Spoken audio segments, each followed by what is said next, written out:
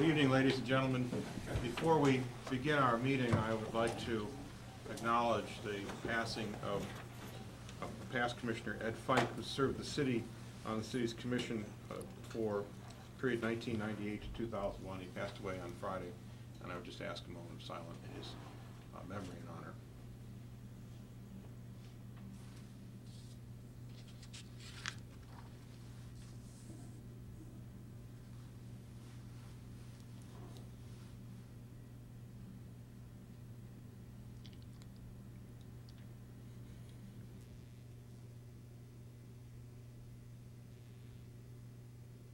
Thank you. Before our meeting begins this evening, we will have a pledge. Before the Pledge of Allegiance, Commissioner Brady is going to offer an invocation, which will be followed by the Pledge of Allegiance. Lord, we are meeting today to conduct matters of business. Guide our hearts and our minds in the spirit of fairness, right thought, and speech. Impart your supreme wisdom upon our activities so that our affairs may reach a successful conclusion. Thank you for being our source of guidance today. Amen. Amen. I pledge allegiance to the flag of the United States of America and to the republic for which it stands, one nation, under God, indivisible, with liberty and justice for all. Mrs. Cressler, would you call the roll, please? Ms. Klein? Here. Ms. Lloyd? Here. Mr. Murray? Here. Mr. Waddington? Here. Mr. Lockhart? Here. Mr. Brady? Here. Mr. Olszak? I'd like to make a motion, Mr. Chairman, that Mr. Poole be excused. He's away on vacation. Second. Been a motion and second discussion. Without objection, the motion will be approved. Hearing no objection, the motion is approved. We turn to audience participation. Anyone wishing to address any of the many items on our agenda this evening, please step to the microphone, give us your name and address, and share with us your thoughts, questions, or concerns. And we'll try to get to those as we discuss the various items of legislation.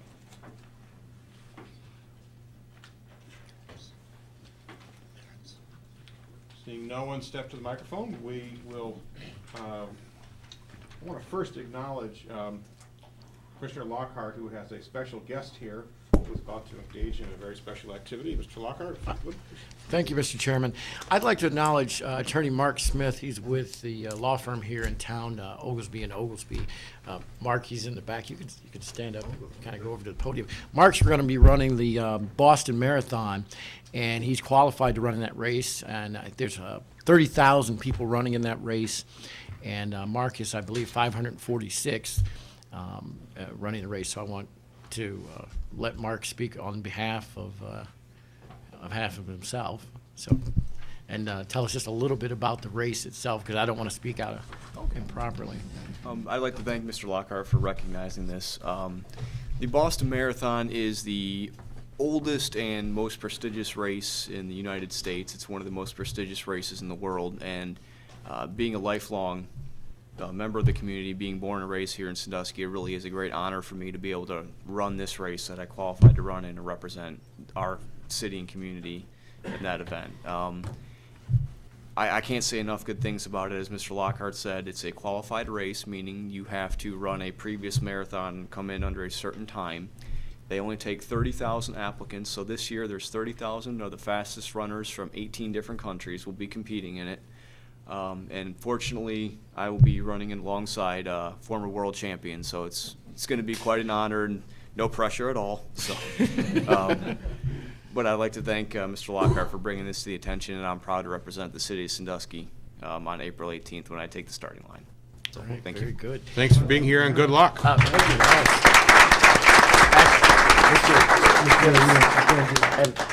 Mr. Chairman, I did want to not slight the chief, because our chief, Orzak here, he also ran the Boston Marathon in 2009, which I just learned about. So definitely, I'd like to salute you as well. So.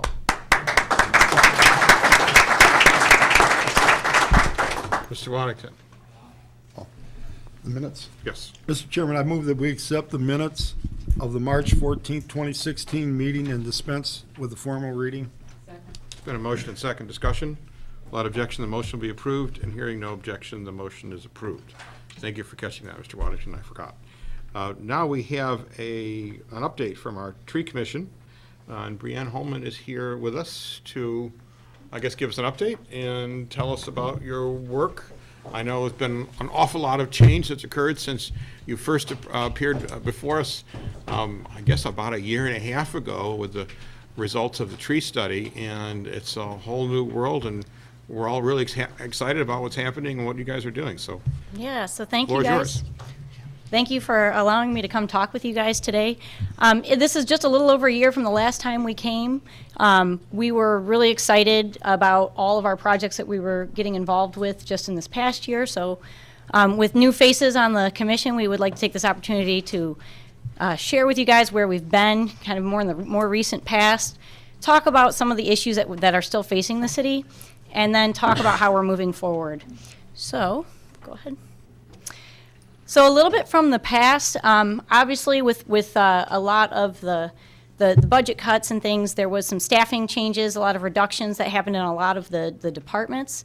And as a result, one of the first things that usually ends up getting cut is what's in many cases called like the non-essentials. So the urban forestry program was really kind of cut back.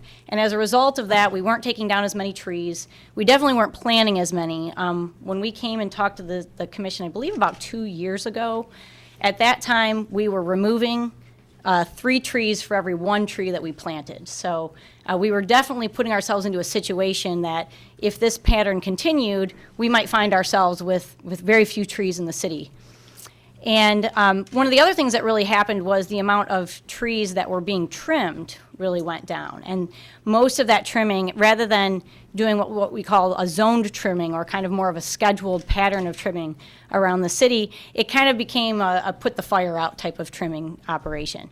Pretty much after storms had occurred and there was lots of limbs that were broken and what we call hangers, still hanging in the trees, those were addressed, and then only high priority trees that were addressed.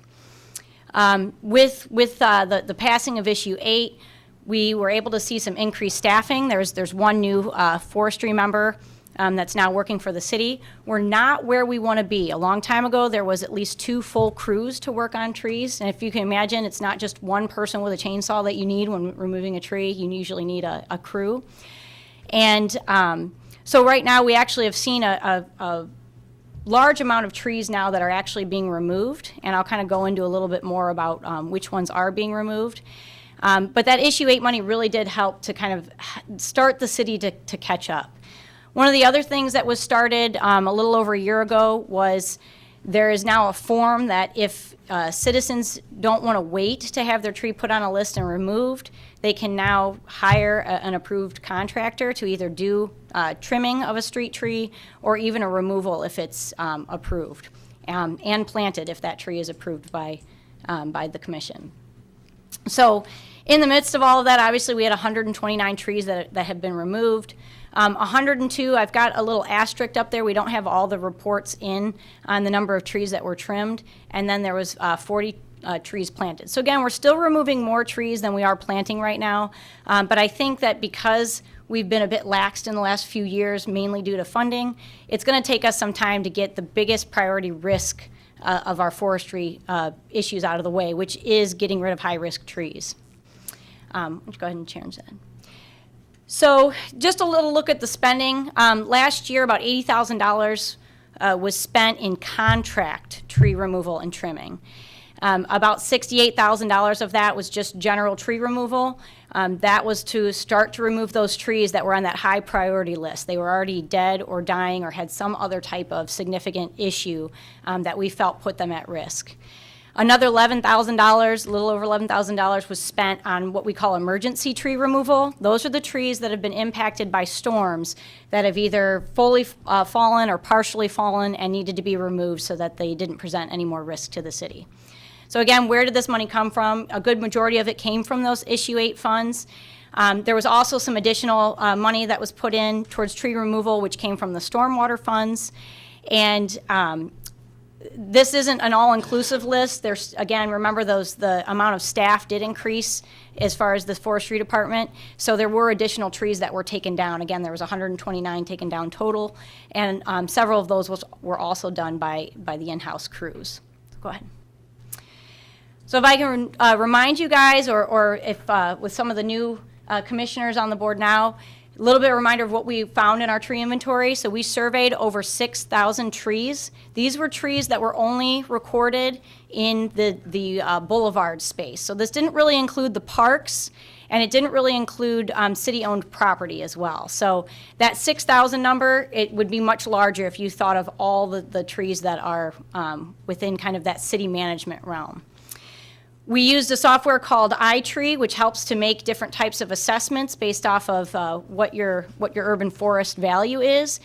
What it generated for us was that we had a $9 million asset for these trees, and that annually the amount of services that are provided those trees, that's the carbon sequestration, the air quality benefits, the stormwater benefits, the property benefits to those, generates to about $800,000 annually. So this is definitely something that, you know, it's a large asset for the city. It's definitely something that provides us an annual return, and it's something that we want to make sure that we're maintaining. Out of that inventory, what we found, you know, at the start of the inventory, there was a big concern that said, you know, we thought we had way too many dead trees out there, and we thought for sure we're going to count these trees and we're just going to find such a high percentage of kind of the eyesore trees, you know, the mangled branches that don't have any leaves on them. What we actually found was that the majority of the canopy of those trees were in what we consider good condition or a full condition. However, some of the other things that we found was that 50% of the trees in that street lawn were maple species. Now, it doesn't sound like necessarily a bad thing, but if you can think about what's happened to communities when the emerald ash borer came through, or even when Dutch elm disease came through, when you have several trees of one species in a community, it just takes one type of disease or one type of insect that could really wipe out your stock very quickly. I think probably emerald ash borer impacted the Toledo area much harder than it impacted Sandusky, because they had such a high percentage of ash trees in their street lawns than we do. We also found that more than 50% of the trees are mature trees. That sounds like a great thing, you know, because now you've got those really large aesthetic and shading trees. You know, they make the streets look really nice. The problem is with mature trees is that, and I'll show some of these pictures a little bit later, we have several trees now that have grown too large for the place that they were planted in, and they're causing lots of issues. We also, the larger a tree becomes, the more at risk that tree then poses for storm damage. So there's a type of management that you want to do where you want to let your trees get large, but you don't necessarily want them to be king of the forest in the middle of your city. So 11% are causing sidewalk issues. Again, this kind of goes back to that wrong tree planted in the wrong spot. And then about 10% of them are already conflicting with wires in a way that has already been, some trees have already been addressed, but many are going to be causing some problems in the future. So go ahead. So some highlights from 2015. Last year, again, was a great momentum year for us. You know, we really started to gear up. We had the tree inventory.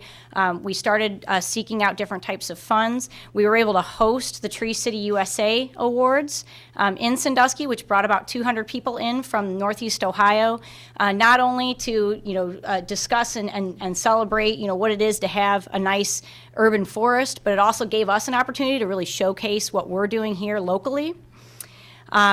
Several of our members on the Tree Commission get themselves educated by attending the Tree Academy.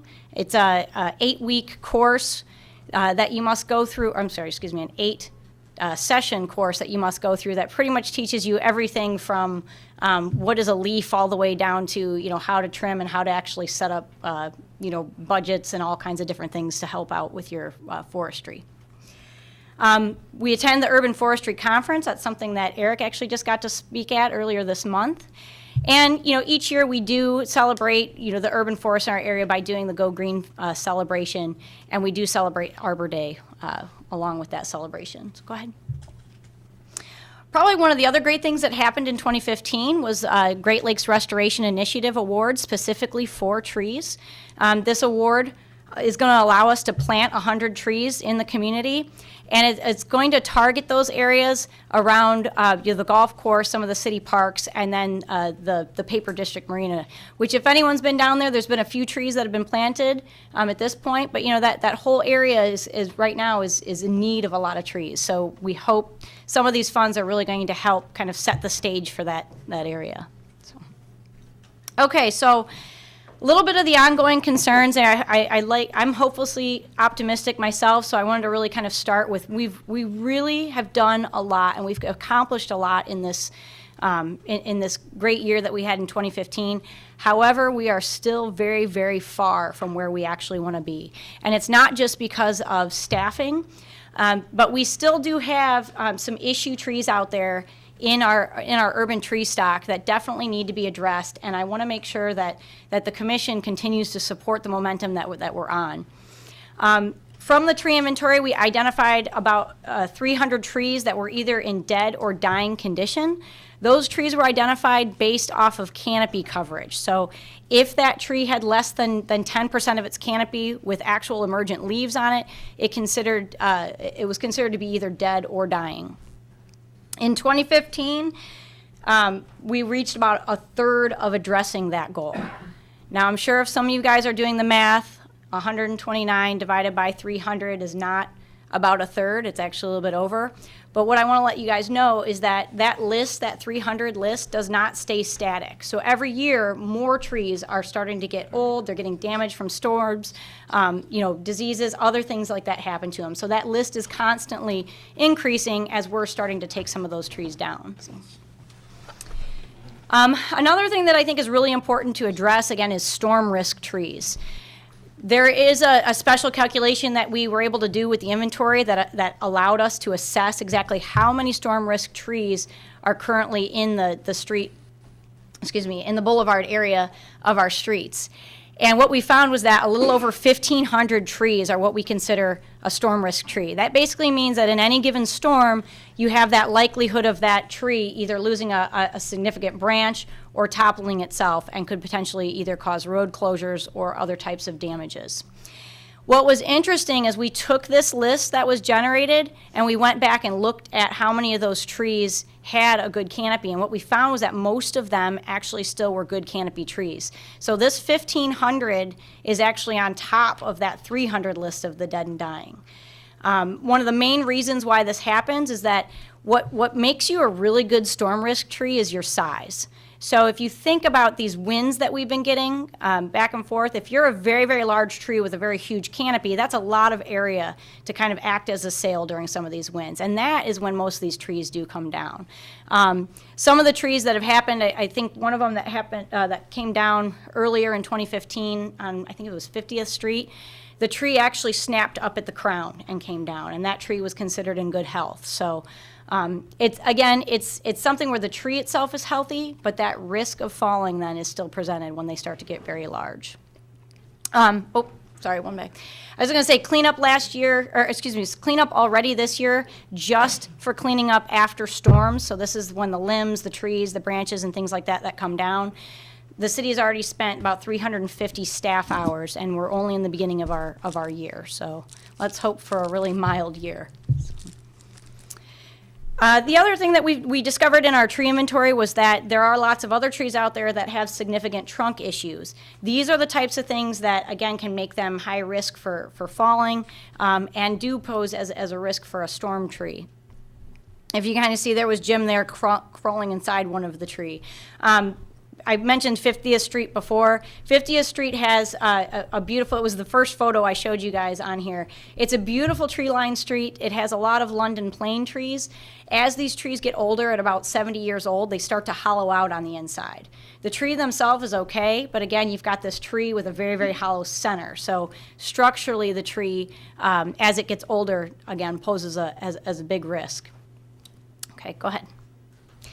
Improper tree care. Now, this isn't necessarily something that we can address by staff, but this is something that the Tree Commission is going to work even harder on, is helping residents understand what it means to help take care of those trees that are in the tree lawn. We have far too many trees that have what we call volcano mulching, where where you pile this wonderful amount of mulch right at the base of the tree, and it will kill the tree within a few years. So, so that we don't have to keep going out and planting trees that have just gone in, this is something that we definitely need to get a better handle on. And I think that, the idea with the city not having the funds where they used to trim more periodically with the trees, there's been a lot of residents that take tree care into their own hands. They start to alter the trees themselves. That could be very damaging to the tree. It could also put people around while they're trimming at risk, and it's definitely something that we want to try to prevent happening. Go ahead. And again, just mentioning that wrong tree in the wrong spot, we have lots of trees where the tree itself is very healthy, but it was planted in an area of the boulevard which isn't very large. So as we start thinking about how are we going to manage this urban forest that we have to think about when those opportunities arise that we can take these trees out. We either need to decide no more trees should go in that place so that we don't pass off this problem again in 30 to 50 years, or we just need to put something that maybe is more suitable for that location. So coming soon, we've already actually got it ready to be contracted to trim and remove about 77 trees in the city. I think it's almost about a 50-50 split of those 77 between trimming and removal. Again, as I said, the Great Lakes Restoration Initiative grant's going to allow us to do a pretty significant planting this year of 57 trees already currently planned. And we will be doing our Go Green Festival again. This year, we're going to start doing some tree care workshops. Obviously, people seem very capable and willing to start to do some tree care on their own. We just want to make sure that they know the proper skills so that we don't wind up with some additional problems down the road. And then we are going to start thinking a little bit more about forestry planning. How are we going to deal with these issues like the mature trees or the trees that we have planted in the wrong spots, or even more about diversifying our species amongst the city. Go ahead. So if anyone's interested in learning more about what we do or just wants to come in and talk with us or complain about a tree, we'd love to have you. We meet the last Tuesday of every month at 4 o'clock down in the greenhouse. Even if you just want to escape and just sit in a wonderful environment, the greenhouse is amazing. And if you flip one thing, everyone get your pencils out because the Go Green celebration is April 30th from 10 a.m. to 1. There's going to be lots of going-ons happening down there. We're going to be planting trees. There's going to be an Arbor Day poetry reading, and we would love to have you and get more involved with our urban forest. So thank you. Thank you, Ms. Holman. I just want to I want to recognize the Tree Commission as really one of the most dedicated and knowledgeable of all of the boards and commissions that we have. I know several of you are present, and what you do provides such a great service to the city of Sandusky. I mean, you think about the difference between living in a subdivision that is entirely treeless and leafless, and then living in a place like the city of Sandusky where you have this wonderful canopy and it makes you feel like you're part of a community and has a lot of property value. It's just a really great service. So thanks for what all of you do. Commissioners, questions or comments of Ms. Holman? Mr. Chairman. Ms. Lockhart. I'd like to stress what Bree Holman has said today is that we make sure that we're mindful of what's going on with our tree situation. We've gotten the Great Lakes Award, $50,000 to plant more trees, but though we have the money, our resources may be diverted into remediation of trees. And so I want to make sure that we stay up to speed with what we're doing. Trees, as we move ahead with the development of the city, they add value to homes in our community. And so obviously we want trees, but I've heard, over the time period over the last year, people want the trees removed from their property because, they're either messing up their sidewalks or driveways or things like that. And so I want to make sure that the public is aware of it. Of course, we have a tree commission meeting regularly, so I'd like people to be involved in that. Okay, thank you. Anyone else? Thank you, Ms. Holman. Appreciate it. Thank you. Commissioners, before we get to the items of legislation recommended by the staff, we need a motion to accept the communications that came with those. Second. It's been a motion, second discussion. Without objection, the motion is approved. Hearing no objection, the motion is approved. We turn now to item number 1, Mrs. Kresser. Item number 1 is a second reading ordinance making general appropriations for the fiscal year 2016, declaring that this ordinance shall take immediate Commissioners, having heard this this piece of legislation and communication for the second time, what is your pleasure? Mr. Chairman, Mr. Waddington. I move for the adoption of this ordinance under second reading. Second. Been a motion and second. Discussion? Now, we had quite a bit of discussion at the last meeting, and Oh. Mr. Whoopser, I want to thank, I guess, under section 14, city charter, okay. are we good on that, Mr. Yeah, Are you going to amend Haber. the motion to include this? yeah, you got to see. Okay. Section 14. Do you want to make a motion to approve your, Okay. Mr. Chairman, I move for the amend- adoption of this ordinance under second reading in accordance with section 14 of the city charter. Second. second? There's been a motion and second. Now we've got to make sure we get that right. Yep. Thank you, Mr. Haber. Yeah, Appreciate 'cause it's been keeping us on the straight and narrow. 3 days. We had a lot of discussion about this last meeting, and Mr. Whoopser, I was about to mention, and thank you for the narrative that you put together that described all the positions that were added and why and what exactly those folks would be doing. That was very helpful, and I know that Mr. Poole had requested that. Mr. Lockhart was also interested in seeing that. And I have not spoken with Mr. Poole since then, but I haven't heard any concerns, so I'm hopeful that address the concerns that were expressed at the last meeting. Comments or questions about the budget on the second reading? Ms. Cresser, would you poll the commissioners on the ordinance, please? Ms. Twine? Yes. Ms. Lloyd? Yes. Mr. Murray? Yes. Mr. Waddington? Yes, Mr. Lockhart? Yes. Mr. Brady? Yes. That ordinance is adopted. Item number 2, please. Item number 2 is an ordinance authorizing and approving a water agreement for the use of Sheldon's Marsh water intake facilities with the Board of Commissioners of Erie County, and declaring that this ordinance shall take immediate effect in accordance with section 14 of the city charter. Commissioners, having heard this communication, how do you wish to proceed? Mr. Chairman, Ms. Twine. I move for the adoption of this ordinance under the suspension of the rules in full accordance with section 14 of the city charter. second. Been a motion and second. Discussion? Mr. Chairman, Mr. Waddington. I'm glad to see that we're working with the county on this. Couple questions. The $473,886 will be applied to Sheldon's Marsh intake. I understand all that. But on July 27th of this past year, Commission voted to repair the emergency intake. I guess that was for legislation to be sent out. And are we going to do that and maybe mothball the back emergency intake, or is that going away? Because that was quite a bit of money for that repairs that last summer. Mr. Klein, if you could address Mr. Waddington's question, please. Sir, through you, Mr. President.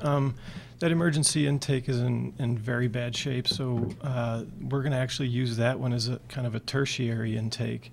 It was about $120,000 is about what we expected. We are going to extend a sodium permanganate line out to that to increase our contact time. And being that this project for the Sheldon's Marsh is about 1.5 to 2 years out, we want to make sure that we can get through this winter and next winter before we, while having a secondary intake. So we are going to be using all 3 of them. Mr. Chairman, if I may. Ms. Waddington. Then we'll keep that online or maybe offline, and if it's needed in the future, if something would happen at the NASA site. Okay, Yes. thank you. Okay, thank you. Mr. Chairman, Mr. Brady. I wonder if Mr. Klein would just comment on this or verify this. I think we're talking about, although we're talking about intakes here, we're really comparing apples to oranges. The repair work on what will be our tertiary access point now will be incrementally less dollars than the kind of dollars we're going to have in a true secondary intake going out into the lake. I don't know, Mr. Klein, if you even have ballpark figures for the kind of money that we're going to jointly be in this with Erie County, but it will make $120,000 seem like a very small amount, will it not? Sir, through you, Mr. President. We put a number in the budget for next year, but it's just a budgetary number at this point. We're looking at potentially in the $2 million range to improve the intake, the secondary intake out there. Now that intake, the Sheldon's Marsh intake, if we do the improvements, that would be to the building, to the intake structure itself, to the piping that would go all the way from the Sheldon's Marsh down to NASA and back up to Big Island. So there's a lot more infrastructure that would be needed to be improved and analyzed to know exactly what is needed for this. The good thing about the Sheldon's Marsh intake is that the capacity the capacity of the Sheldon's Marsh intake is significantly greater than the existing secondary intake that we have now. So it would be able to improve the capacity of the plant as well. Thank you, Mr. Klein. Ms. Waddington. One quick follow-up question. So this is raw water, not drinking water, like the back emergency intake. So that manufacturers, say if someone's looking for set up a job site here in this area, having this additional water may not look, it looks expensive now, but maybe in 2 or 3 years, this attracts jobs to the area. So I like that benefit from it too. Okay, thank you. I think, Mr. Klein, it's important to make sure that we have apples to apples here, because one of the things that you pointed out to us in the past is that the secondary intake is presently in the back bay. And the back bay has some real compromised water quality issues, including high levels of, I guess, well, you'll tell me what hardness, you told me, limestone, I guess, is one of the issues, and a lot of turbidity, which is it's cloudy and it's got all that stuff in it. You know those terms so much better. But long-term, that is not a good solution for us, especially with anticipated lowering water levels. So we were really looking at not maintaining the secondary intake long-term, but we've been looking at a much larger and far more expensive secondary intake that, as I recall, was last estimated at $7 or $7.5 million. Maybe it was more than that if we had to build our own. So this ends up being a relative bargain for us long-term. Okay, thank you. And it's a good agreement that's been negotiated. I thought it was consistent with the MOU that we signed with the county. To the extent that there are sales either outside of a commercial user, let's say to another government at some point in time, or to a commercial user, the city and the county would share those profits 50-50 in the future. So I think it's a very fine partnership that's been negotiated. Further questions or comments? Mrs. Cresser, would you poll the commissioners on the motion, please? Ms. Klein? Yes. Ms. Lloyd? Yes. Mr. Murray? Yes. Mr. Waddington? Yes. Mr. Lockhart? Yes. Mr. Brady? Yes. And now on the ordinance? Ms. Klein? Yes. Ms. Lloyd? Yes. Mr. Murray? Yes. Mr. Waddington? Yes. Mr. Lockhart? Yes. Mr. Brady? Yes. That ordinance is adopted. Item number 3, please, Mrs. Cresser. Item 3 is an ordinance authorizing and approving a water agreement with the Board of Commissioners of Erie County and declaring that this ordinance shall take immediate effect in accordance with Section 14 of the city charter. Commissioners, having heard this communication, how do you wish to proceed? Mr. Chairman, Ms. Twine. I move for the adoption of this ordinance under the suspension of the rules in full accordance with Section 14 of the city charter. Second. Been a motion and second. Discussion? Mr. Chairman, Mr. Brady. I'd ask Mr. Klein to just give us a snapshot of maybe the bullet points of what this agreement deals with. Through you, Mr. President. I think the 3 biggest things, or 4 biggest things that we've established in this agreement with the county is that we've increased our minimum annual purchase requirement from 1.38 million gallons per year to 1.85 million gallons per year. That's a very significant increase. And we've also raised the rate to the county to $1.26 for that minimum purchase, or I'm sorry, $1.35 for that minimum purchase. Anything exceeding that minimum purchase will be 90 cents. But I think what's most important here is the relationship that we've established with the county. One thing that we've always had to do in the past is every 3 years we would have to reanalyze our rates. We'd have to pay a consultant to look at our rates, and then we'd present it to the other side, and then we'd have the discussion on whether we agreed with it. What this does is it eliminates that. It eliminates the attorneys getting involved on this end. It eliminates the engineers getting involved. We can raise our rates now or keep them stagnant, whatever we need to do to the city's rates, and the same percentage of increase goes and applies to the county rates. So that relationship is what's critical in this document.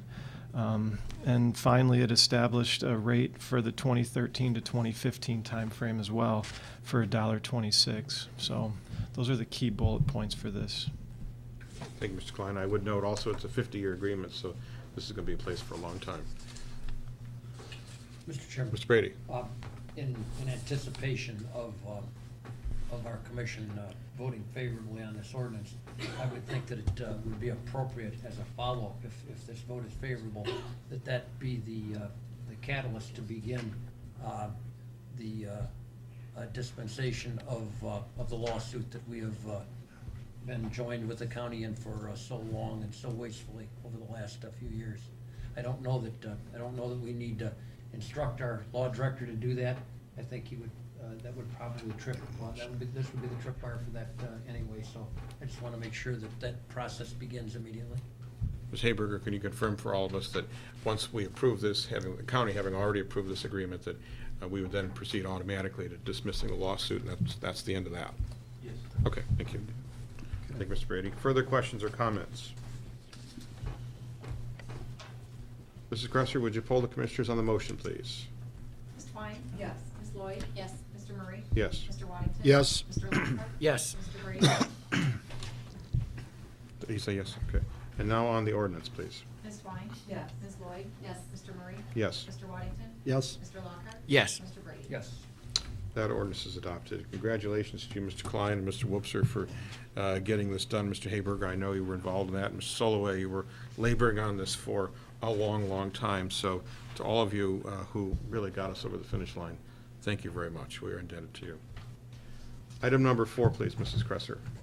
Item number 4 is an ordinance declaring that certain real property owned by the city as part of the land reutilization program identified as parcel number 57-04643.000 located at lot 481 4th Street is no longer needed for any municipal purpose, and authorizing the execution of a purchase and sale agreement with respect to that real property, and declaring that this ordinance shall take immediate effect in accordance with section 14 of the city charter. Commissioners, having heard this communication, how do you wish to proceed? Mr. Chairman, Mr. Waddington. I move for the adoption of this ordinance under suspension of the rules in full accordance with section 14 of the city charter. Been a motion and second. Discussion? Mr. Chairman, Mr. Waddington. Mr. Pickens is in the crowd tonight. Good deal. Say hi. Acknowledge you, sir. All Thank you right. for being here, sir, and Yeah. for taking care of the property over all these years. Yes, sir. We're glad that you're able to purchase it and take care of it in the years going forward, so thank you. Questions or comments? Mrs. Cresser, would you poll the commissioners on the motion, please? Ms. Twine? Yes. Ms. Lloyd? Yes. Mr. Murray? Yes. Mr. Waddington? Yes. Mr. Lockhart? Yes. Mr. Brady? Yes. And now on the ordinance? Ms. Twine? Yes. Ms. Lloyd? Yes. Mr. Murray? Yes. Mr. Waddington? Yes. Mr. Lockhart? Yes. Mr. Brady? Yes. That ordinance is adopted. Item number 5, please, Mrs. Cresser. Item 5 is an ordinance declaring that certain real property owned by the city as part of the land reutilization program identified as parcel number 57-01531.000 located at 604 Taylor Street is no longer needed for any municipal purpose, and authorizing the execution of a purchase and sale agreement with respect to that real property, and declaring that this ordinance shall take immediate effect in accordance with section 14 of the city charter. Commissioners, having heard this communication, how do you wish to proceed? Mr. Chairman, Ms. Lloyd. I move for the adoption of this ordinance under suspension of the rules in accordance with section 14 of the city charter. Second. Then a motion and second. Discussion?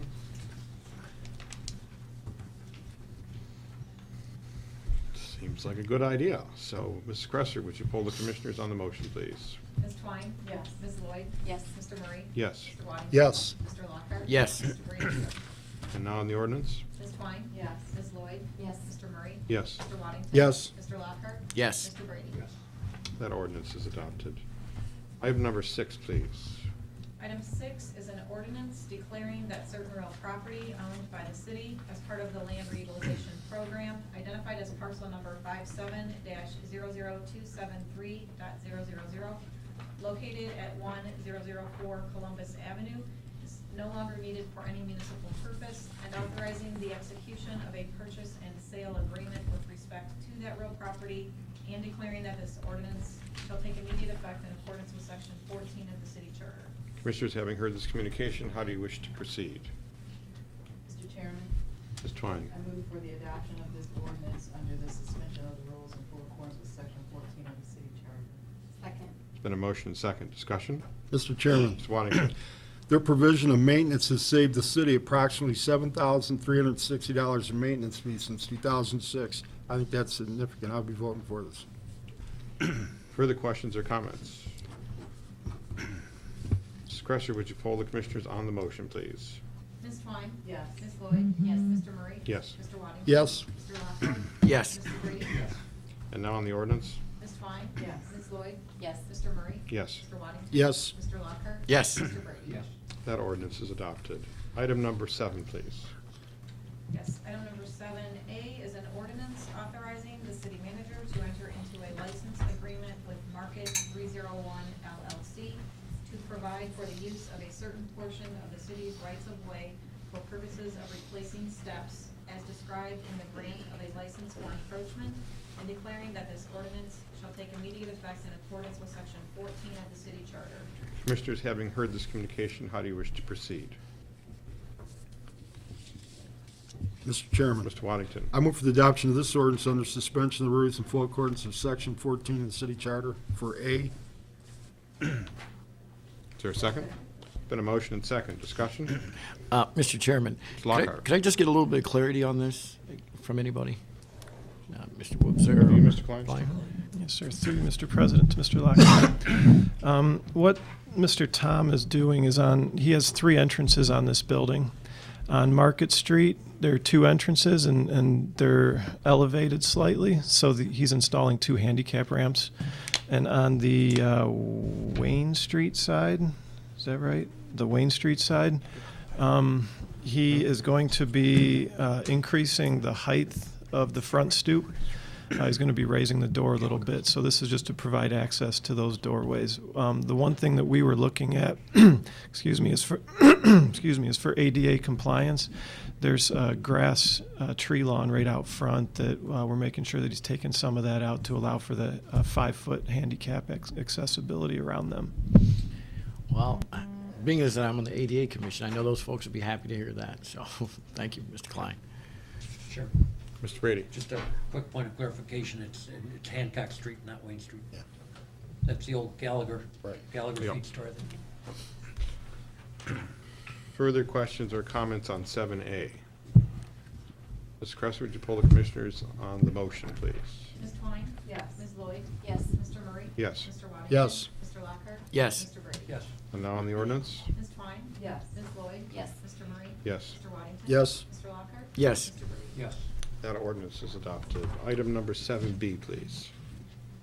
7B is an ordinance authorizing the city manager to enter into a license agreement with Market 301 LLC to provide for the use of a certain portion of the city's rights of way for purposes of installing 2 handicap accessible ramps as described in the grant of a license for encroachment, and declaring that this ordinance shall take immediate effect in accordance with section 14 of the city charter. Commissioners, having heard this communication, how do you wish to proceed? Mr. Chairman, Ms. Twine? I move for the adoption of this ordinance under the suspension of the rules in full accordance with section 14 of the city charter. Second. Been a motion and second. Discussion? Ms. Cresser, would you poll the commissioners on the motion, please? Ms. Twine? Yes. Ms. Lloyd? Yes. Mr. Murray? Yes. Mr. Waddington? Yes. Mr. Lockhart? Yes. Mr. Brady? Yes. And now on the ordinance? Ms. Twine? Yes. Ms. Lloyd? Yes. Mr. Murray? Yes. Mr. Waddington? Yes. Mr. Lockhart? Yes. Mr. Brady? Yes. That ordinance is adopted. Item number 8, please. Item 8 is an ordinance authorizing and directing the city manager to approve the first and final change order for work performed by Miller Cable Company of Green Springs, Ohio, for the Perkins Avenue signalization project in the amount of $40,019.07, and declaring that this ordinance shall take immediate effect in accordance with section 14 of the city charter. Commissioners, having heard this communication, how do you wish to proceed? Mr. Chairman, Mr. Waddington? I move for the adoption of this ordinance under suspension of the rules in full accordance with Section 14 of the city charter. Second. Been a motion and second. Discussion? Mr. Chairman, Mr. Brady? I would ask Mr. Klein to just give us a brief review of this. In prefacing your explanation, Mr. Klein, I would like to add that it is a little deceiving to call this, I guess we're always gonna call it a change order. But that brings to mind the connotation that we're paying more than we bargained for. That really is not the case in these types of contracts. These contracts are based on quantitative values and units. And when the work gets put in and the quantities end up being more than what was anticipated, more cubic yards are taken out of the ground, more pipe has to be run, more curb is set, that contractor is then compensated based on the actual quantity. So it's a very fair way of doing business. It is somewhat deceiving to write a change order and think the city just got put away for another $40,000. That is not the case.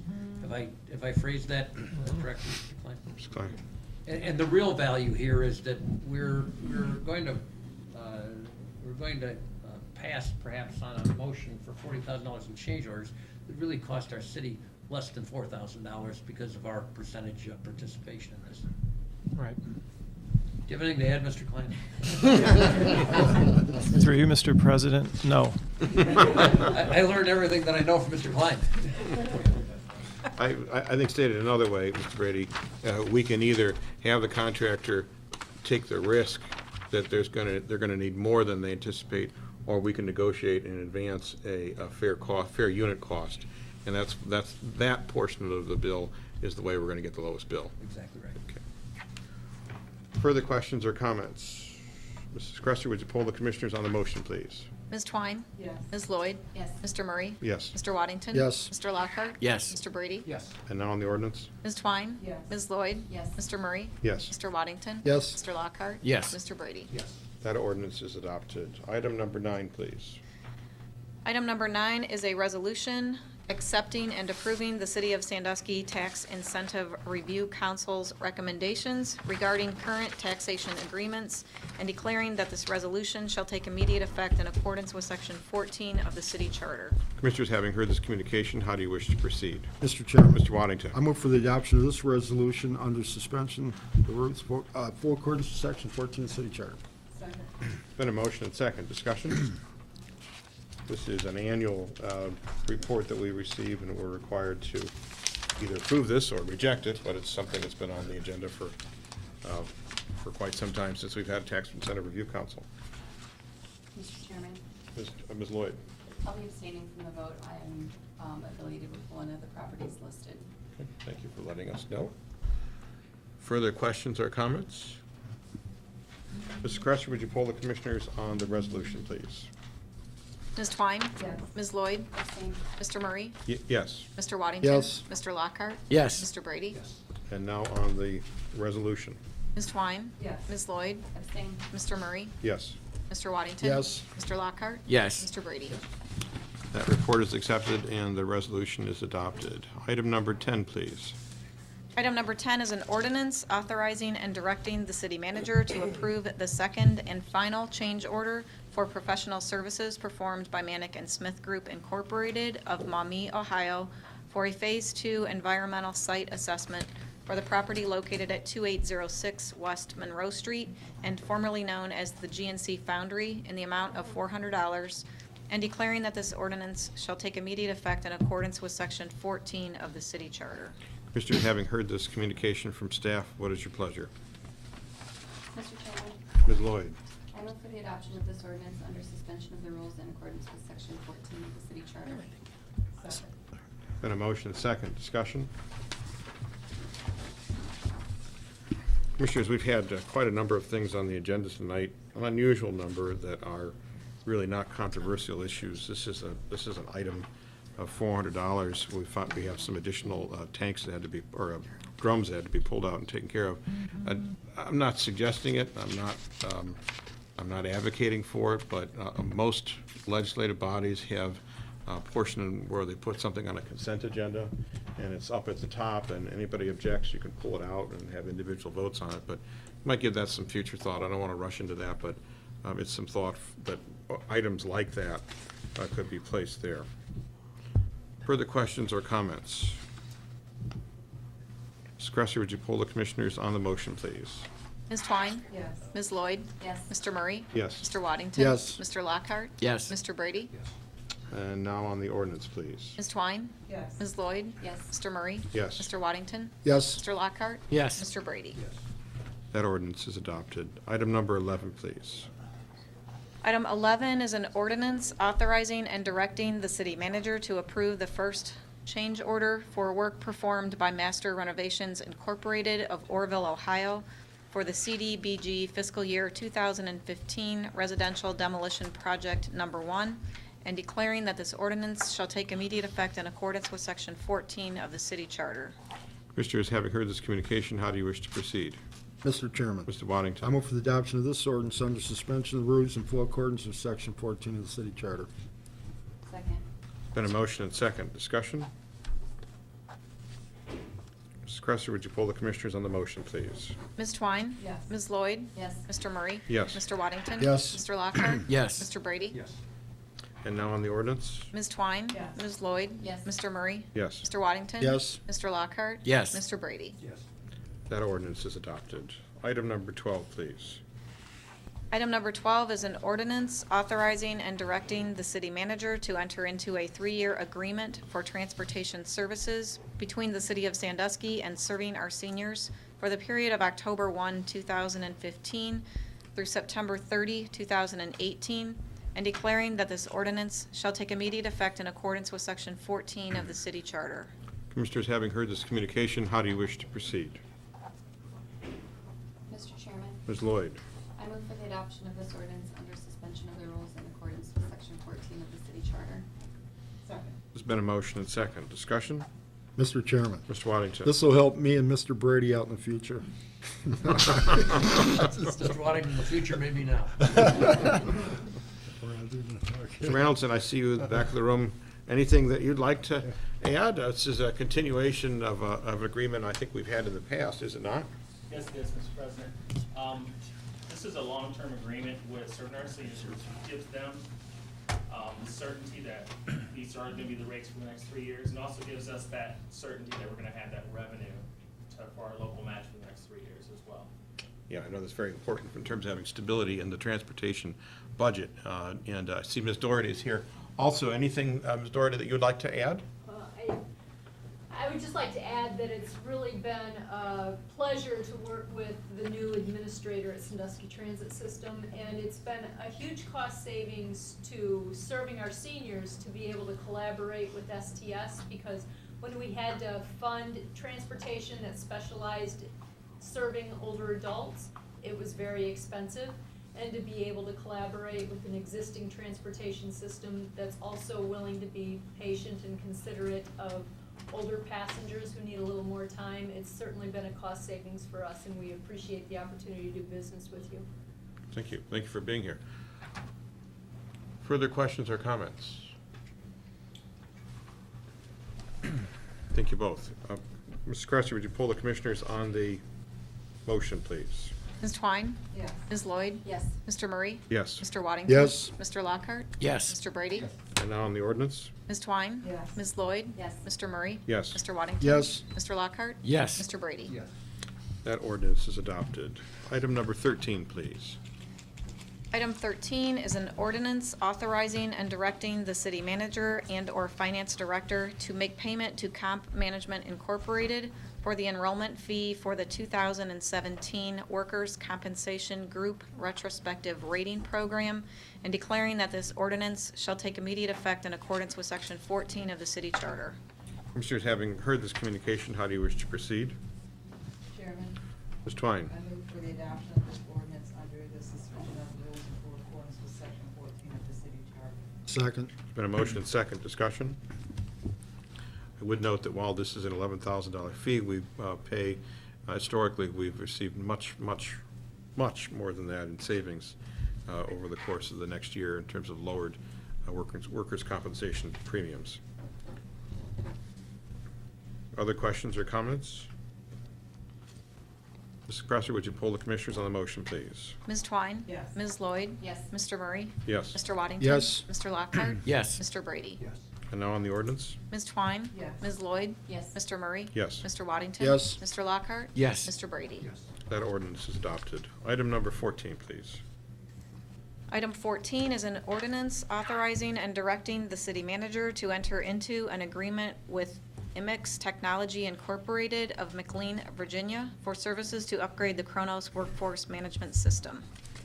Commissioners, having heard this communication, how do you wish to proceed? Mr. Chairman. Mr. Waddington. I move for the adoption of this ordinance under suspension of the rules in full accordance with Section 14 of the city charter. Second. There's been a motion and second. Discussion? had a chance to catch up with Mr. Hamilton last week, and I don't know where he is. He's here something. There he is. And for any of you have not worked with him, he has a remarkable ability to take really, really complex ideas, IT ideas, and explain them in ways that regular folks can actually understand without all that IT speak. And so I'm very much appreciative of that. And you have really taken control of the IT system, assessed what needs it had, and have come through with a really great program to bring us up into the 21st century. I think we were lingering around 1995. I think we had the first Windows or something like that still that we were running. So we're very appreciative of the work that you're doing. And it might take a moment to just note why it is that this legislation is important and this upgrade is necessary. Through you, Mr. President. This is a standard upgrade cycle. Currently, the time collection we rely on in the city for all our time collection needs. It runs on Java, which is an applet. There's something that runs that lets the program front end work.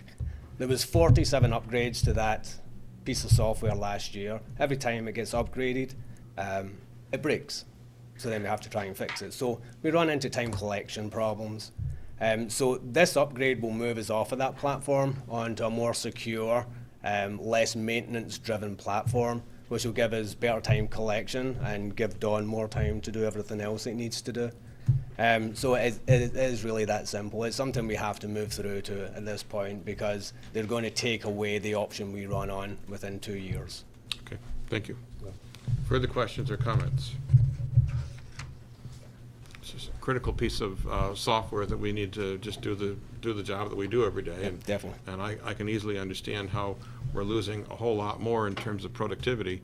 We have people having to deal with a system that's crashing all the time. So, thank you. Mr. Cresser, would you poll the commissioners on the motion, please? Ms. Twine? Yes. Ms. Lloyd? Yes. Mr. Murray? Yes. Mr. Waddington? Yes. Mr. Lockhart? Yes. Mr. Brady? Yes. And now on the ordinance? Ms. Twine? Yes. Ms. Lloyd? Yes. Mr. Murray? Yes. Mr. Waddington? Yes. Mr. Lockhart? Yes. Mr. Brady? That ordinance is adopted. Mr. Cresser, would you present item number 15, please?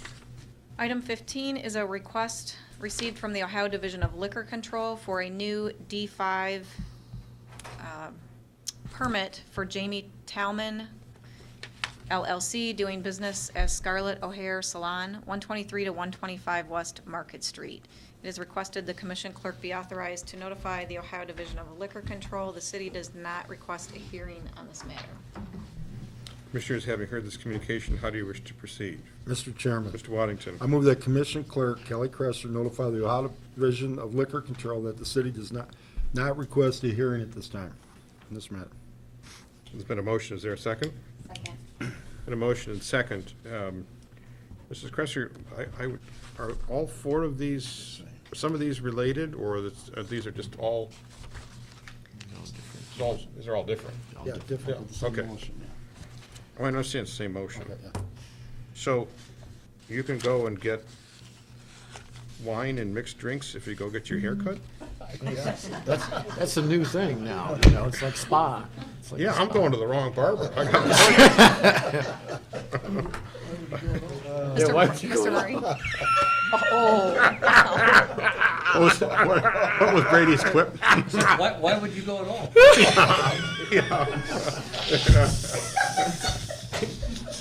Boy. Yeah. Are you the guys gavel. related? Are you guys related?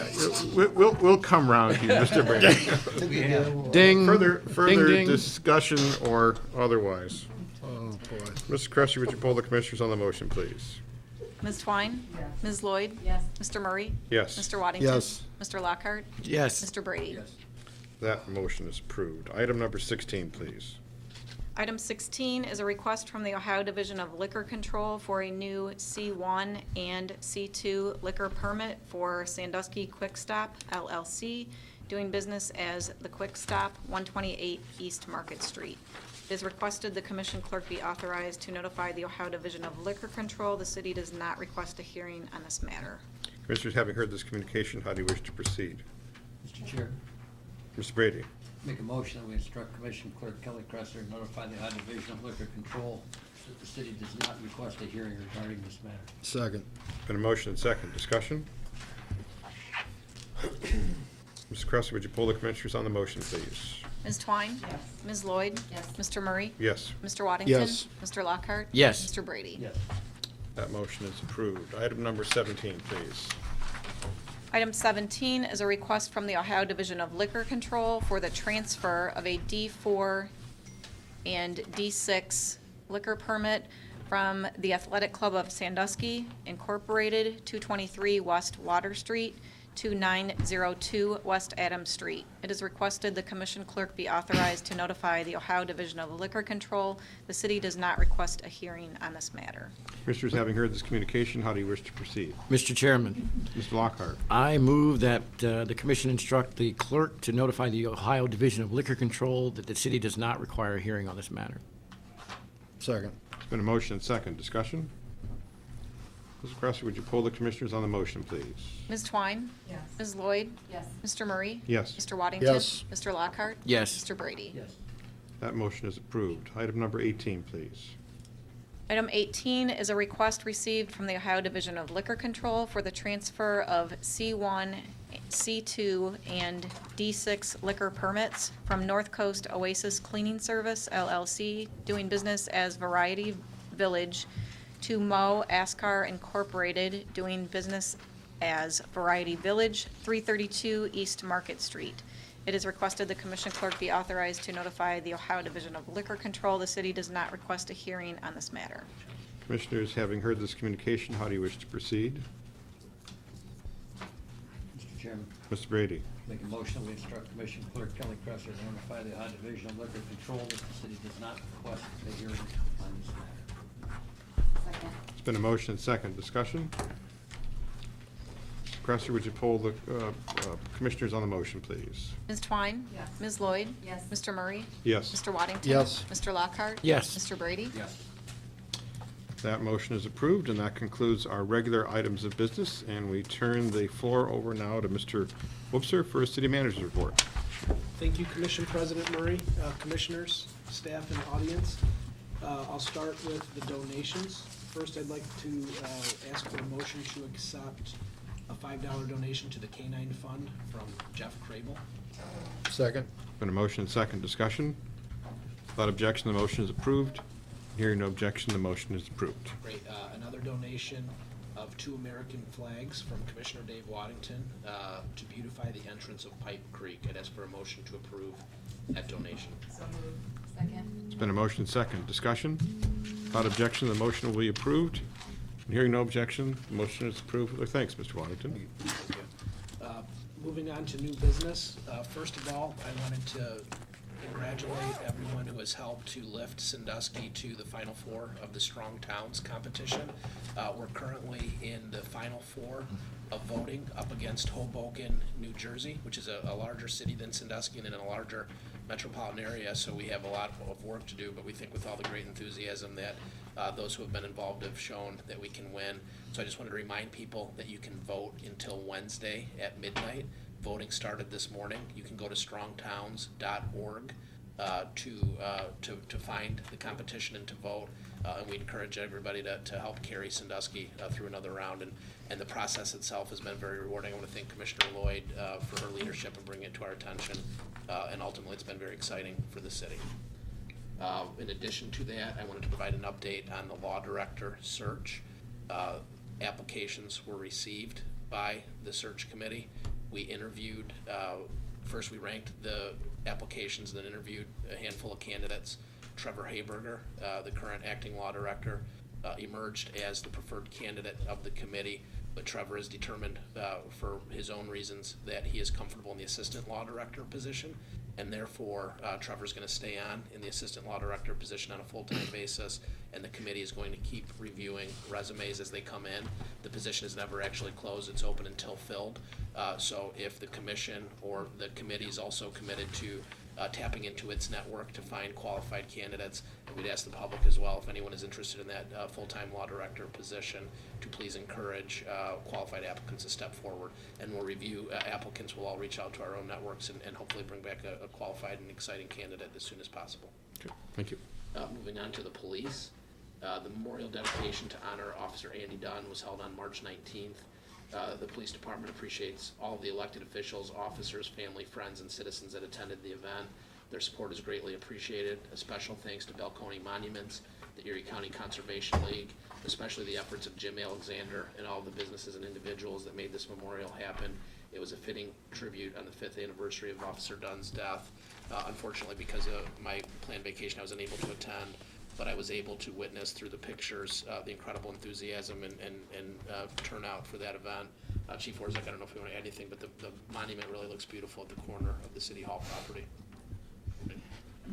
Moving on to the fire department, the new Horton ambulance has been delivered and is being equipped with radios to enter the fleet.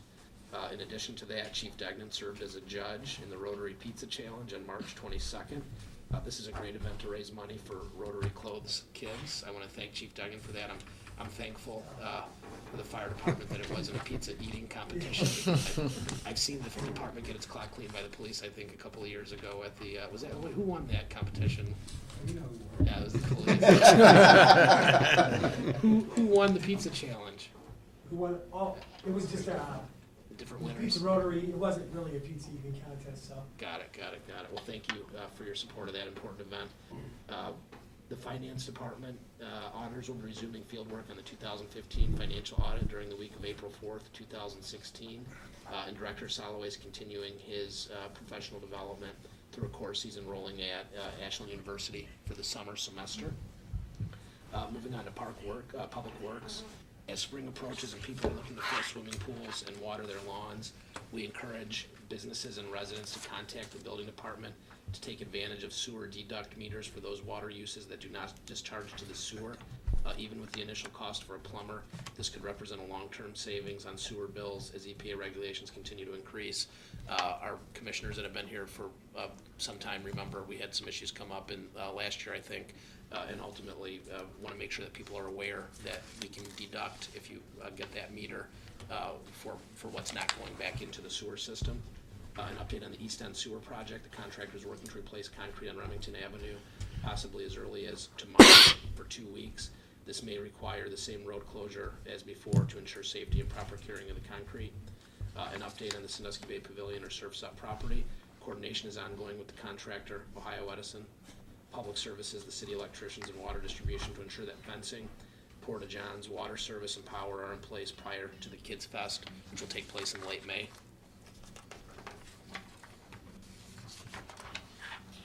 Community development. Mike Lawrence is requesting a reduction to the amount owed to the city for his mother's 2005 chip loan. Mr. Lawrence's mother has passed away, and he would like to pay off the lien and transfer the property into his name. The total chip loan was approved for $29,675, which requires repayment of 50% of the loan amount back to the city for a total cost of $14,873.50. He is requesting a 25% reduction, which would require Mr. Lawrence to pay back $7,436.75. Staff recommends approval of the reduction for the following reasons. The property is being transferred to a blood relative who will occupy the home. The property will not fall into foreclosure, and their city will receive money which can then be passed on to additional CHIP projects. I guess I'd ask for a motion for the commission to approve that reduction. Second. Do we have to do that to vote or just vote? I think we need a vote, but I have a question about it. What is the, what's the value of the property? Do we have a sense of that? We did. I know that there was some talk. Is it otherwise underwater? Through you, Mr. President, I apologize, I don't have the appraised value of the property. Maybe I can, If you would, please, sir. the last time I had to assess the property was around $40,000. Okay.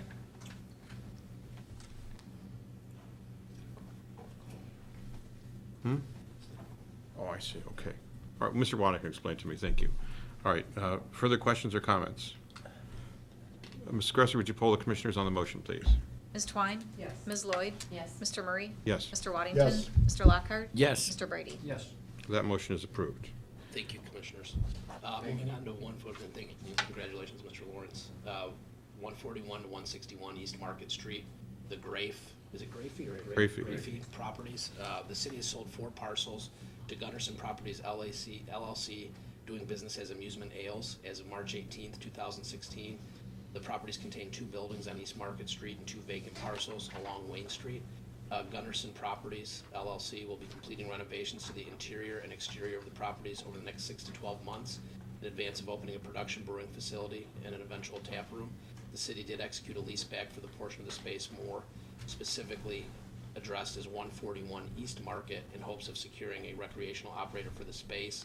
We have that space for $1 a year for a period of time if we decide to open a recreational use in it. If we do not, we'll have the ability for the space to revert back to the Gundersons. Also, the following structures have been or are being demolished with a completion date of April 1st, 2242 Wilbert, 329 Meg Street, 1006 4th, 1603 Carr, and 618 East Adams. And the city was notified that the National Park Service has approved the city's application for certified local government status. This certification allows the city to designate local landmarks as well as apply for additional monies for historic preservation efforts. And then finally, for community development, subrecipient funding applications have been submitted for the 2016 CDBG program year. The draft plan became available for a 30-day comment period on March 24th, with comments being accepted through April 24th. A second consolidated plan advisory committee meeting will be held on the 14th of April, and a second public hearing at the city commission meeting on April 25th. The city must submit the CDBG annual action plan to HUD by May 15th. So moving on to public services and recreation. The Mills Creek Golf Course opened for the season on Tuesday, March 15th. We'd like to welcome our new clubhouse manager, Tom Gerard. Tom has been working hard to get the course up and running for the season. We're extremely lucky to have him on our crew. If you're interested in a golf season pass, joining a league, or holding a golf scramble outing, please contact Mills Creek Clubhouse at 419-627-5803. Again, that's the Mills Creek Clubhouse at 419-627-5803, and hopefully the weather will cooperate and there'll be a lot of golfing in the near future. Volunteers are needed for the Cabela's National Walleye Tour, which is going to take place April 21st and the 22nd at the Shelby Street Boat Launch Facility. Volunteers are needed for both days. That's a Thursday and a Friday of the tournament. If you're interested in volunteering or need additional information on the Cabela's National Walleye Tour, please contact Recreation Superintendent Victoria Kerr at 419-627-5886. Again, that's Victoria Kerr at 419-627-5886. That concludes my report for this evening. Thank you, Mr. Wipser. Commissioners, questions or comments for the city manager? Then we will turn to old business. Anyone having any items of old business? Mr. Chairman, Ms. Waddington. I'd like to, I've been patient down at the Pipe Creek pathway, but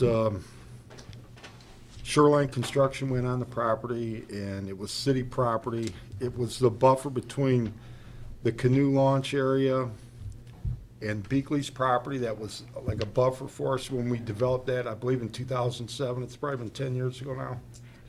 And I don't know how we can make it whole again. There was 25, 30-foot trees there. Them have all been raised, knocked down, and it looks like a UFO landed there. I went down yesterday, put the flag up. I bought a couple flags for down there. And I got hundreds of hours down there. Mr. Riddle, who just passed away recently, former Commissioner Dan Common, Mike Pizarski, several city staff from Park and Rec helped out down there to develop that, to go back to the cell area. And then I guess my big problem is we got this, the birders are going to be coming here, and I know a lot of people laugh about it, but we got that sign down there at the trail. We're number 49 on the birding stop. The East Sandusky Bay Loop, Metro Park's 48, and then we got Pipe Creek State Wildlife Area, the entranceway there, 49, and it's number 49 for a stopover. Last summer, we had a couple hundred people come there from Lakeside Vans, and I went down. That was kind of cool on a Saturday. Talked to people from Oregon, Wisconsin, California, you know, to come to our community, and that was developed. You helped out on that initially when you was on the commission before, and we got that area. That was through mitigation from when Jackson Wolf did where Castaway Bay sits today, to build them four cells back there, okay? And so where do we go? What do we do? I want to have that, you know, it's just like it was destroyed, or it's, you know, it just bummed me out to even see it. And I did place some calls, and it was going to be put back to the way it was. We can't put back 30-foot trees, I guess what I'm saying. It's a big hole there. They park. And, you know, I have a ton of time down there, and a lot of other people do. And it was an access to go back to the cells. Remember, we did the cleanups back there, and a lot of people walk. It's a neat walk to go back behind there, you know. I guess right here, there are an estimated 3.2 million people, wildlife watchers in Ohio. The bird, you know, they come here, 1.6 million total wildlife, $750 million annually in the state of Ohio, you know, for bird watching. A lot of people laugh about it, but that's big to them. They come by gas, by meals. It's just like, it's part of that. I've ran into people that bring their canoes, kayaks. We also have the building back there for the rowing club. It just, it makes me sick to look at it back there now. And what can we do? I've made a couple contacts to City Hall. I'm not satisfied with it. Maybe I'm just one up here. I know I had a discussion with you, Mr. Murray, and Mr. Brady. It's an important part. How can we fix it? It's an important part of our tourism base. It's an ecosystem back there, too. It is, and we make money as a result of that. And if somebody did that to one of the roller coasters at Cedar Point, I'm sure there'd be something to be said about that. And it's city property, and it is disappointing. I don't mean to put anybody on the spot, Mr. Whoopser, if you have any comments about, looks like you do. Through the commission president to Commissioner Waddington, and because of me being off on vacation, most of my information on this is probably about 9 or 10 days old, but with that, and Director Klein can supplement what's happened in the last 9 or 10 days. I know that as soon as we became aware of the issue, Director Klein was basically dropped everything for 2 or 3 days and very actively and diligently worked with the contractor who was working to remediate the site. To Commissioner Waddington's point, we're very disappointed that we're in the position that we're in, and ultimately there are certain things that you can't be put back together. And to the point about the birding and the importance of that, I would never be dismissive of that. That's a major part of our bicentennial vision, particularly on that Back Bay area, that we build up that sort of recreational tourism. But Director Klein can speak to where it's been. I think the last I spoke with Commissioner Waddington and Aaron, that they were doing work on the site, but we hadn't resolved necessarily what we were going to do about remediation of the things that couldn't be replaced, including the mature trees on the site. Sir, through you, Mr. President, to Commissioner Waddington, this is it's definitely been something that we've been discussing with many entities. We had the Army Corps of Engineers out there about a week ago. They said that they were going to draft a letter and get that to us with what they want. We don't know exactly what they would be looking for at this time. And talking to the contractor that did the work, he was looking to dewater the material, or dewater the dredge material while it's still sitting there. It was too wet for him to get off site. He is planning to come back and remove some more of that material off of the property. I have not seen the letter from the Corps of Engineers, but I am going to compile our demands of them once we, with the Army Corps of Engineers information, once we get everything together and let them know exactly what we want. We still have additional discussions once that letter comes in of what we want the end product to look like. So, I mean, those discussions are ongoing, and we're definitely not going to let this drop as this isn't restored to anybody's desire. Thank you, Mr. Klein. Anything more on that, Mr. Washington? I'm just disappointed. Yeah. I mean, we had a former commission candidate that cut Central Park and got arrested for cutting grass, and this is on city property, and we're knocking trees down, and how's that happen? It just blows my mind. Well, you'll have to keep us informed, Mr. Klein, as those talks progress. Other items of new business? I'm sorry, old business. Mr. Chairman. Mr. Waddington. On a good note, I want to thank Chief Warzak at our last coffee commission meeting. I know we had a little trouble talking, but a lot of good information. I know in the future, I think Ms. Klein will mention that later tonight, that you'll be coming before us. But one thing that really startled or opened my eyes with the Sandusky Police Department, 30 drug houses. When you said that there was no coffee at Mr. Smith's that could have matched that. That about blew me out of my chair. And so when you do that report, I hope that that's mentioned. I don't think a lot of residents understand how big the drug problem is in Sandusky. That we got 30 places or something dope out of. Thank you. Mr. Chairman, yes, Ms. Klein. Along with that, I think Chief Orzak did a great job. There were about a dozen people at that meeting, coffee with the commissioner. Some questions about drug-related activities in the community. concerns about code enforcement for our buildings, nuisance efforts. So I've asked Chief Orzak at one of our upcoming meetings to provide a presentation at the public session commission meeting to discuss some of those things that he talked about. I think it's important information for the community to be aware of. And I think it's the efforts that the police department is putting forth, along with the other efforts that City Manager Eric Woopser had put in place. I think those things are very important for what we're doing moving forward. So hopefully we'll have the presentation in the next couple of commission meetings. Thank you, Mr. Vice. Other items of old business? New business? Anyone with items of new business? Mr. Chairman. Mr. Waddington. I go out to the Metro Dog Park a lot. I got a little dog that weighs 18 pounds, and I'm 12, 13 stone, so you know the difference there. And my dog looks like a rabbit. But while I'm out there, I've ran into a lot of residents from Sandusky, and it spurred off, and I'm sure it got through Park and Rec, and I'm liaison for recreation. And I've had a conversation with Mr. Link and Victoria that I would like to pursue, and I got handouts here for the Metro Park. I was going to give all the commissioners tonight. We can't have a dog park on this scale, but I would like to see something somewhere in Sandusky. It's really neat out there. They have all the rules and regulations, and I'll pass these down. But I would like to see something like that in Sandusky. You know, why not? You know, we're doing a lot of other good things, and we have plenty of parks. It's just finding an area, I guess, where it would be accepted. So I'd like to at least throw that out, that I am working on that. Mr. Wobser? Through the commission president to Commissioner Waddington, I just want to say that staff wholeheartedly agrees and is supportive of bringing a dog park.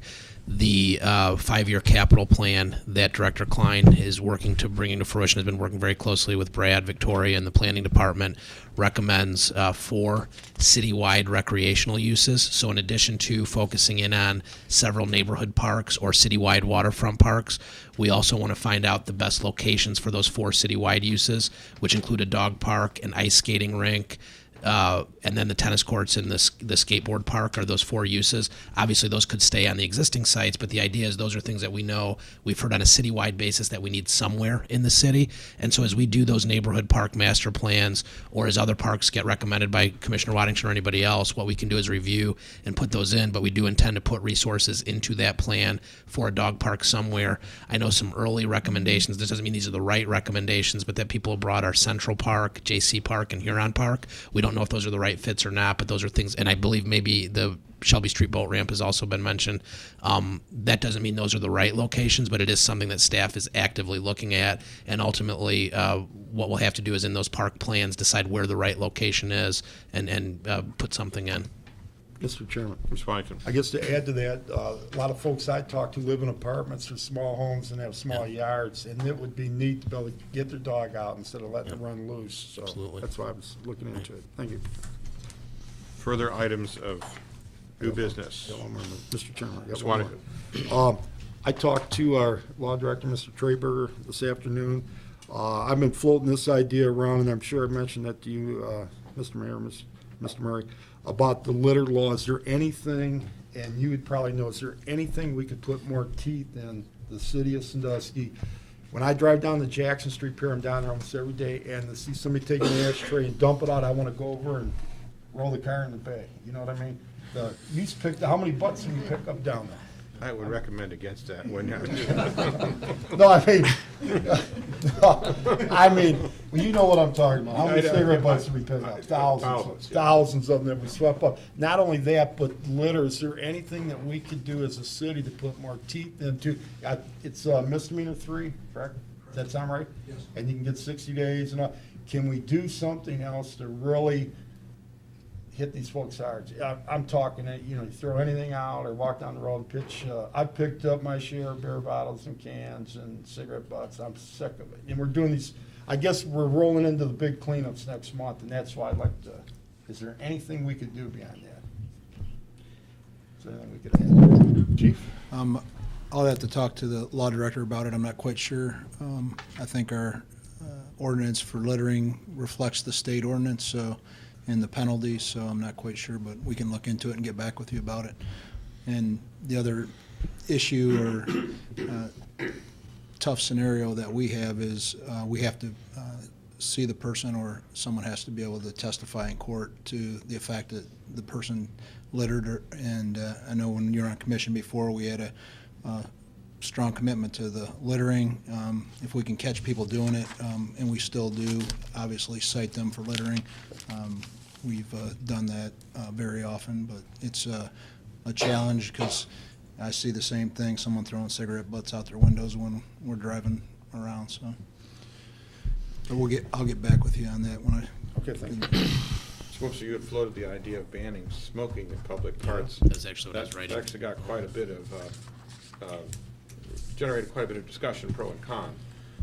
That's certainly something that's out there, Mr. Waddington, as well. Don't know if that's something the commission wants to do. So through the commission president, Commissioner Waddington, I know there have been recent conversations with the law department, the police department, and public service about the parks, and they're coming back potentially with some recommendations for the commission to consider that range from a total ban to no ban to in the middle, banning it within a specific radius of children's playground equipment. And so ultimately I know that that's going to be coming down the pike at some point, probably later this spring or summer. But what we can do, and I know Trevor has the ability to do research, is look at the litter not only in city parks or not only cigarettes, but ultimately maybe when we bring those recommendations on the smoking in parks, we can also look at what's possible for really aggressive enforcement of litter as well. Mr. Chairman. Ms. Lloyd. And I would be in support of any of this. I've been walking through Shoreline Park quite a bit, and last week I walked through there, saw a lot of cigarette butts, more and more, and then I looked a little bit further into the park and I picked up 3 packs of empty cigarettes. So I'm picking up garbage in Shoreline Park nonstop. So it's really sad with how many trash cans there are. Just take a couple extra steps. Yep. Agreed. Okay. Commissioners, I need your indulgence while I set 3 public hearings for our May 9 meeting.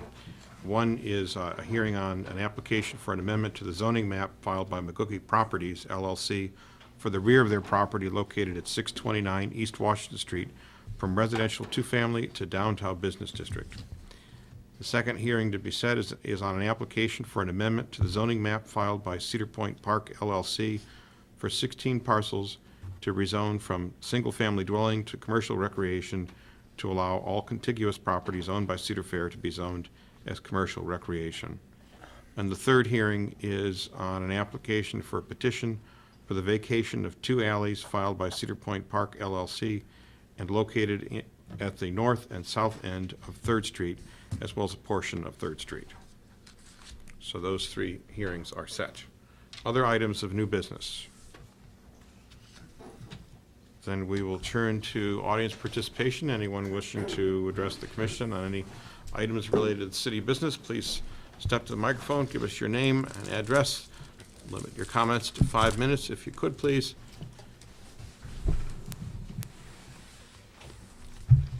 Sharon Johnson, 1139 5th Street. The attorney position was mentioned tonight, and Mr. Haberger is going to stay in his assistant position, which is part-time. Is that correct, part-time, or is it full-time, the assistant? Mr. Wipser, I believe that is anticipated to be a full-time position going forward. Yeah. It's full-time, okay. How many applications did we get for the attorney? Can you tell me? I'd have to look. I think it was around 17, if I remembered. When do we hope to get someone in that position? Should I? Can either one of you address that? Mr. Chairman, yes. We're looking at applications and hoping to fill it as soon as possible. I really can't give you a time frame. We had hoped we'd have it filled by now, but as soon as possible. Okay, and then I understand the paralegal has been repositioned out of that department. Are we going to get another paralegal? No. Mr. Whoops, are you able to address that question? The current budget adopted by through the commission president to Ms. Johnson, the current budget anticipates 4.5 full-time equivalents in the law department, which includes a full-time law director, a full-time assistant law director, a full-time prosecutor, a full-time executive assistant, and then a part-time employee of the prosecutor. So the paralegal position, now that it's transferring or that the person filling that position is transferring to the housing department to oversee code enforcement management, that position will not be replaced in the current budget passed by the city commission. Okay.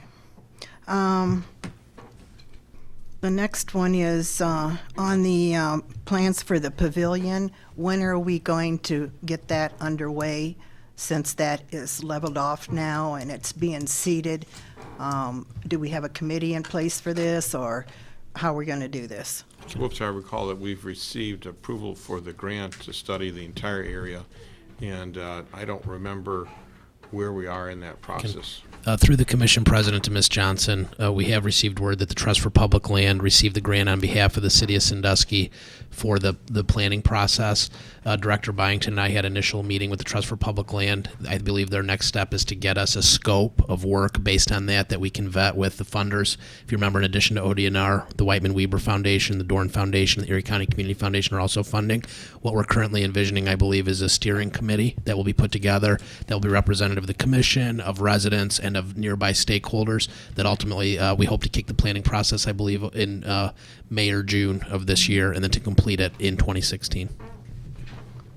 So that committee will be in place in May or June, and we can start from then on? Okay. Thank you. Thank you.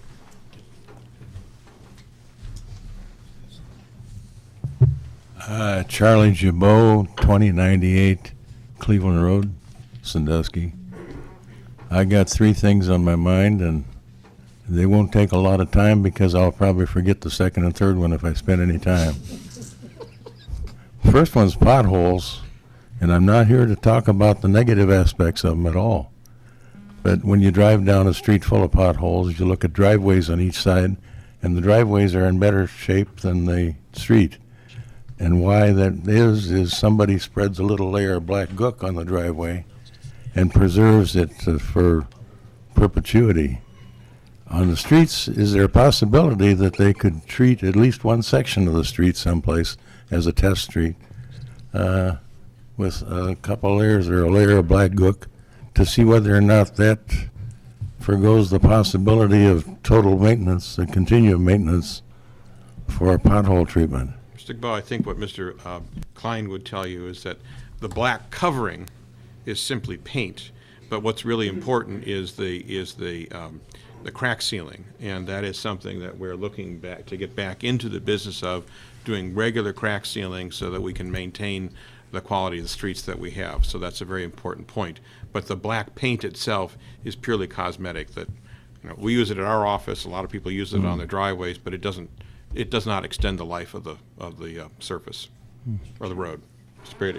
In addition to your comments on that, Mr. Link shared with me in the last week some wonderful news regarding the issue that you're talking about, sir, and that is that the city has been able to purchase at a dramatic discount a extremely state-of-the-art piece of equipment to fill potholes. Now we do it with a wagon full of blacktop and 3 or 4 guys trailing behind, dumping blacktop in the holes. I wish I could tell you the name of this piece of equipment, but it is literally a state-of-the-art piece of equipment compared to what we're using now. That is with us now and is being put in service this week. Am I pretty close on that, Mr. Klein? I don't mean to put you on the spot. If Mr. Link was here, I would have him talk about that. But that's a concept, not a concept, that's a fact that Mr. Link shared with me just in the last few days. I think that bodes well for our ability to treat potholes much more efficiently starting tomorrow. No, I didn't come to downsize the pothole piles. I didn't come for that at all. Just to offer a suggestion as what I thought might work. The second item, I'd get down on my knees for the second item, but I'd need help getting back up again. But about a year ago, I was here asking about motorcycle noise. And on Cleveland Avenue and other major streets around town, during that motorcycle bonanza that's coming up now, it gets absolutely so strong that TV is out, normal conversation in the house is out. Being outside and trying to do anything is out so far as conversing with anybody. I watch the police reports in the newspaper, and I know that it's not all inclusive. as to what the police do, because it's just a little snapshot of what they do. In the last year, then, I've seen not one report of anybody being picked up for excessive noise on a motor vehicle. May have been, but it was not in the police report. I use the terminology domestic tranquility that the Constitution or somebody says we got coming to us. We haven't got any. Is there the possibility that motorcycle noise can be suppressed by ticketing one or two people, and they've got a heck of a fraternity among motorcyclists. Once one or two of them get a ticket, the word will get around pretty fast to the rest of the community. I don't, Chief, I don't know if you have anything to add to it. I will tell you that I have my own doubts about the long-term partnership between the city of Sandusky and Bike Week. I don't think it's a great thing going forward. I know we just gave them a 5-year contract going forward, but I think we may be getting to the point where it's not a great partnership. And if I'm still on the commission in 5 years and it's up for renewal, I'm not sure I'm going to vote for it. So I think it's gone too far, and I agree with you, Mr. Gabo. It's too much noise, and I would like to see some of those folks ticketed myself. But that's just one vote out of 7. And we don't get to vote on ticketing people. That's a law enforcement function. But I think it's becoming a problem. But it would seem to me that if 1 or 2 or 3 or 4 or a half a dozen got ticketed, the word would quickly telegraph to the rest of the community on 2 wheels. And they would manage to put a muffler on that was established as the right decibel meeting for that. 65 decibels in a factory is considered enough so that everybody in the factory has to wear earplugs. I was clued into that by first-hand experience, and yet the decibel rating on these bikes exceeds that. I think you're right. I don't want to see you run out of time. You had a third point? Yes, third point real quickly is bicycle. I must have some kind of a thing on two-wheeled vehicles. Bicycles on the wrong side of the road. Now that the summer weather is here, you can't hardly drive any place around this town on a good day but what there's not a bicycle coming at you on the wrong side of the road. I almost got 2 in one day. And so from that point on last summer, I started calling in to the dispatcher. I made 18 calls about bikes on the wrong side of the road, and the problem continued. The time that really got to me just a couple of weeks ago was a guy with a 3-wheeler going down Monroe Street, almost in the middle of the road, but more tending to be on the wrong side of the road.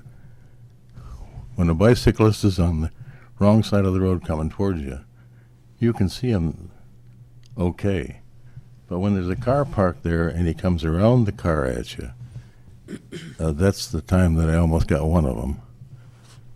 Well, And Mr. I Gabo, haven't- you make a good point about reminding the public that I have never seen, bicycles yeah. are supposed to be they're supposed to be traveling with the traffic, so they're supposed to be on the right side of the road always. Doesn't happen in other towns. Yeah, Huron does not happen. Vermillion does not happen.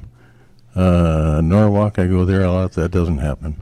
And those folks are taking their lives in their own hands by not following the traffic laws. So hopefully there won't be another injury or fatality. There was one last year from someone that was not riding the bike where they ought to be riding it. But out of the 18 calls I made, Well- I don't see that it made any difference in slowing the process of it down. I think they do need to catch them. Chief, you've got to see them in the act. Okay. Well, you keep calling, and thanks for bringing up the issue, because there are a number of people that watch this program. I'm always stunned by that, but they watch it at home, and it's a process of getting the word out that you do need to ride on the correct side, which is the right side with the traffic if you're riding a bicycle on the street. Okay, thank you, sir. Anyone else wishing to address the commission? Good early evening. John Hartman, 533 East Perkins Ave. First off, Commissioner Wantington, thank you, and I commend you for the cleanup efforts down around the waterway there. Conestoga Group, along with Dora Grant's leadership, will be doing April 23rd their first cleanup in the MacArthur Art Park area. But as real point of me sitting up here is that I look around and I see a lot of leaders. I see a lot of leaders in the right position. I know behind the scenes there's a lot of leaders as well that are unseen, and we need them leaders to keep being there, know when to come up. Basically, it's not if you're going to be called on to be a leader, it's when. So those folks, I just want to know, hey, if you want to step up, follow the example of the people ahead of you, and act a part. And when you're called, be ready. Thank you. Thanks, Tarvin. Anyone else? Then if someone would care to make a motion to adjourn? So moved. We stand adjourned. Thank you.